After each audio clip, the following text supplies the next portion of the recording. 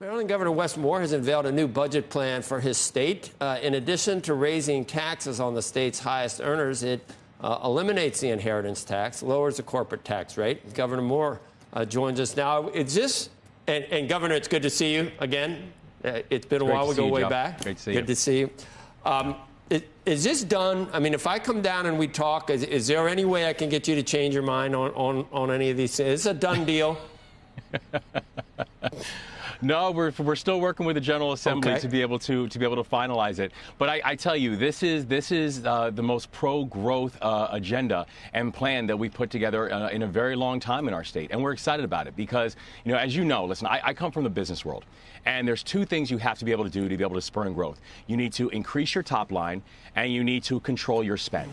And this plan that we've laid out does two of those things. We're making distinct and specific investments in industries of the future that we know that Maryland has a chance to win in and a chance to compete in. Things like life sciences, AI, cyber, quantum, defense, and aerospace.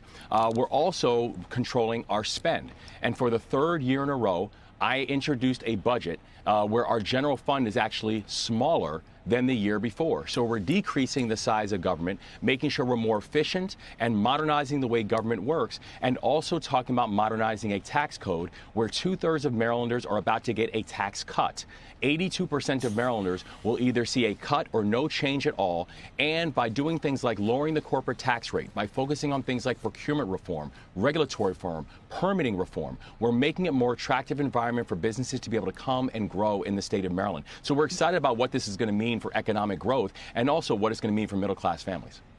You had a $3 billion that you had to deal with. So you go $2 billion in spending cuts and $1 billion in tax increases. But you resisted raising taxes at all with your Democratic legislature. And this is, I'm not going to say you're throwing in the towel, but there was this piece written, The Californication of Maryland.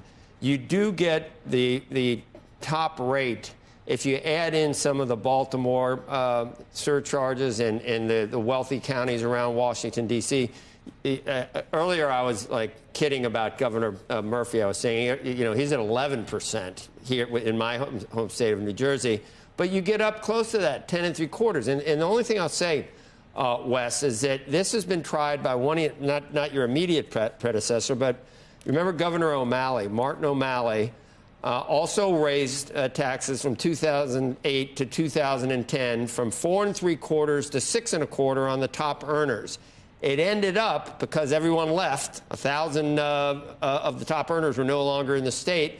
Maryland collected $250 million less from taxpayers because they left. Why not find $3 billion in spending cuts and not tax anyone more? Well, here's the thing, and I knew going in that you were not going to tax your way to prosperity, and you're not going to cut your way to prosperity. If that's all you're doing, then you're just simply managing growth. You're managing decline. This is about how do you spurn growth and making sure that you have an economy that can actually match your ambitions. And so by being able to do things like double the standard deduction, by doing things like eliminating the standard deduction penalty, by making sure the middle-class families can have a little extra money in their pocket because we know that they're getting squeezed right now, we knew that was a way of getting more people into the economy and also incentivize businesses to be able to come and choose a state of Maryland. Where, just yesterday I was in Boston talking to life science companies. Just last week we announced that PowerQ, a company, is now going to announce 160 new jobs in the state of Maryland because we actively recruit them and brought them on board. And when you're looking at the tax modernization that we have, for people making over $1 million, we're asking them to pay a 1/4 point more than others. A 1/4 point more than others. It's a creep. And so if you look at where we are right now, we're still... It keeps happening. Tell me, did Larry Hogan, the prior governor, did he leave a $5 billion budget surplus, $2.5 billion structural, and $3 billion in a rainy day? You're going to tell me that was COVID, right? Is that because there was a surplus when you came in, wasn't there? No, there was cash that was left in. And listen, I know there's a lot of political talking points that go along this, but here are the facts, and here's the truth: is that what we saw there was one-time COVID money that came in that was going to every single state. States got billions of dollars from the federal government. And what we had to do when that money came on board, because we inherited a structural deficit, a multi-billion-dollar structural deficit that was predicted since 2017 and was not dealt with. And so one-time cash is a sugar high. It's not dealing with the structural problem. And the structural problem was growth and spending. And so what we did when we came on board, we knew that we both wanted to put extra capital into the rainy day fund, where you have a recommendation on the rainy day. It was important to me that we exceed what the recommendation is in rainy day by multiple percentage points, and being able to make sure that where the recommendation was at 5, we had it at 8% rainy day fund. So we took that capital, put inside of rainy day, and also had to deal with a lot of the liabilities that we also inherited, to include things like claims of abuse and fraud at our largest veterans home called Charlotte Hall, to include this boondoggle called the Purple Line, which is a mass transit rail line that we had to now deal with because it was not dealt with by the former administration. And so, so when I'm looking at this, there's political talking points, and then there's facts. The facts and the numbers show that what we inherited was a structural deficit. That one-time capital then had to be used, and I decided to use it towards things like buffering the rainy day fund, and also ensuring that we were dealing with some of these liabilities that we inherited, but we're not going to leave people behind and had to deal with immediately.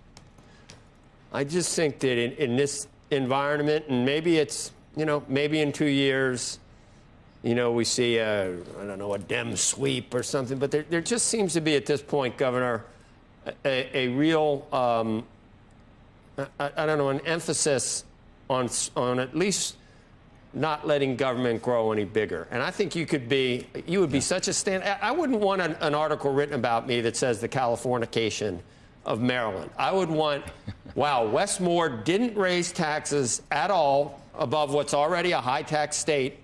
I know you're next to D.C., but do the $3 billion in spending cuts and come what may. Don't chase, hate people that have $1 million or more in income. Get them to stay in Maryland. It's a great place. You got great, crab cakes, and it's beautiful. It's a and great industries. It's the capital of quantum. I'm coming down. It's the capital of life sciences. I know. I'm coming down there. And I love that you said that, because we are inviting. I had Maryland last night. And listen, Nebraska. we are inviting. That's right, they did, and great college basketball too.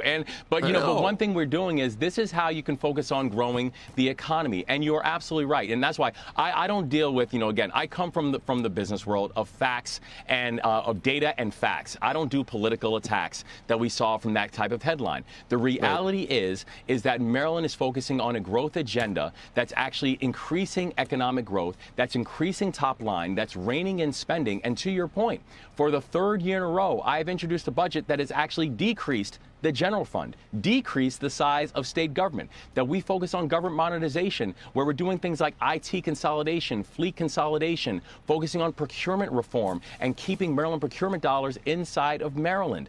And so what we're doing right now, if you're saying you believe in smaller government, my answer is, so do I. And that's exactly why we've introduced this budget. If you say you believe in government efficiency, my answer is, so do we in Maryland. And people should pay attention to what we're doing when it comes to decreasing the size of state government and increasing efficiency in the way that government actually works for people.